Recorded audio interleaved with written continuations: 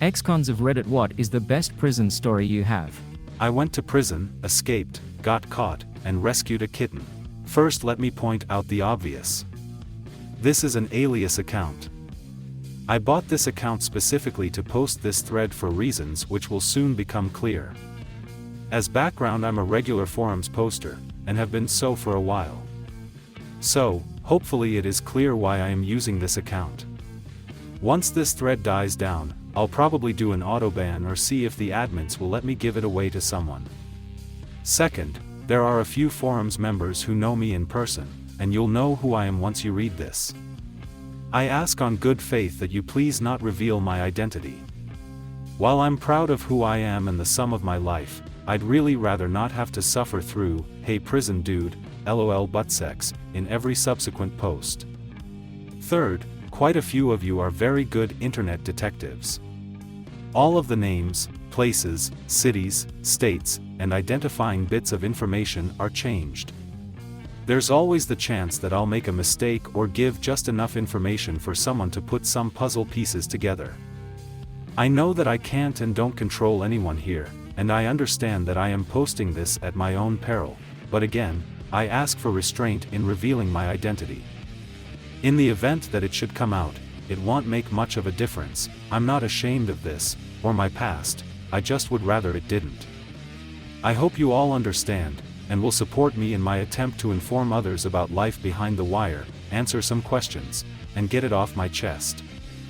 I've seen some threads here about people who have done some short stretches, mostly in county jails, but never anyone who's done a long stretch in prison, especially at a max facility, much less escaped. So I figured I'd contribute. So let's see.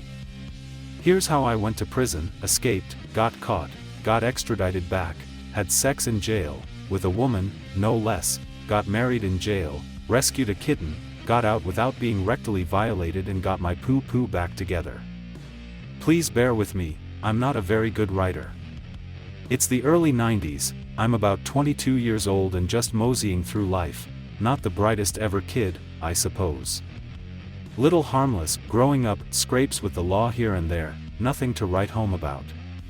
The internet is just starting to get its legs, crossing over from the FIDONet/BBS days, and it's still more of a lawless digital frontier run by extreme geeks, hobby hackers, freaks, and universities.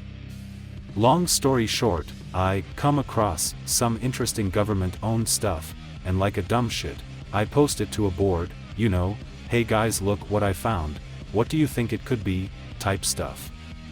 Well, it turns out it was rather sensitive, and some pretty important people were fairly upset about some kid getting his hands on their private stash and posting it on the internet for all to see.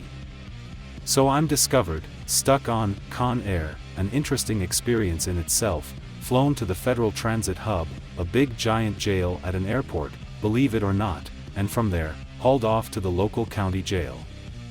I'm omitting lots of details here for my own peace of mind.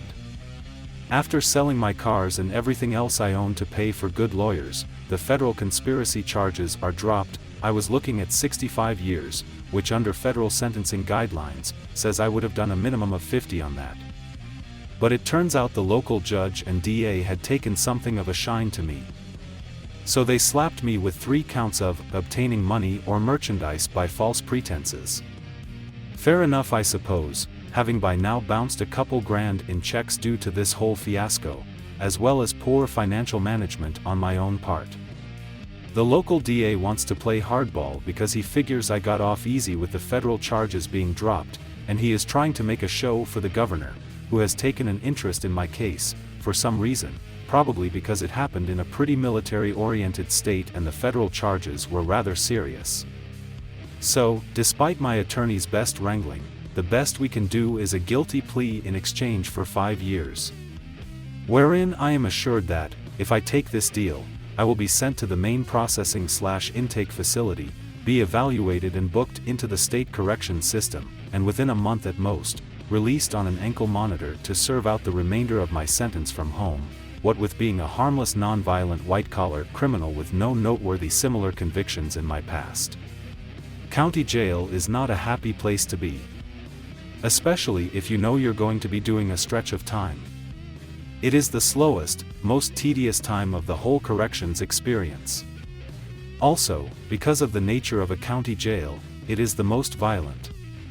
Because what you have is a combination of guys who are waiting to pull chain, meaning they've been sentenced to time at a state prison, and are waiting for transit to come and pick them up and take them to the state intake facility, and they're eager to prove themselves before.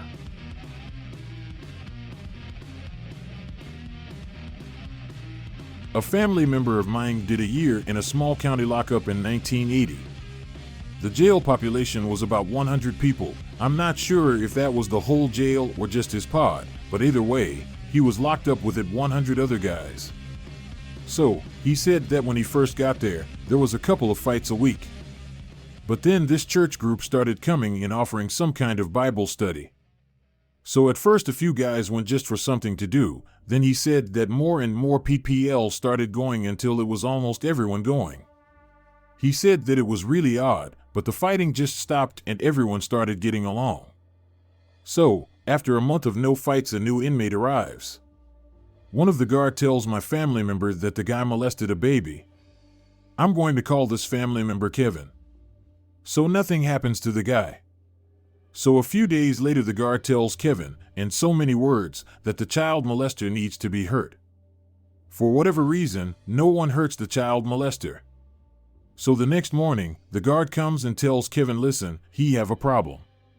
There are 100 of you here and we only have enough food for 99 of you. So either everybody eats or nobody eats. So, if someone here had to go to the hospital for some reason, then there would be enough food for everyone.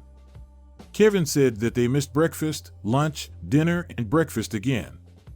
He said after more than 24 hours of this, they finally attacked the child molester. So 3 guys beat this guy.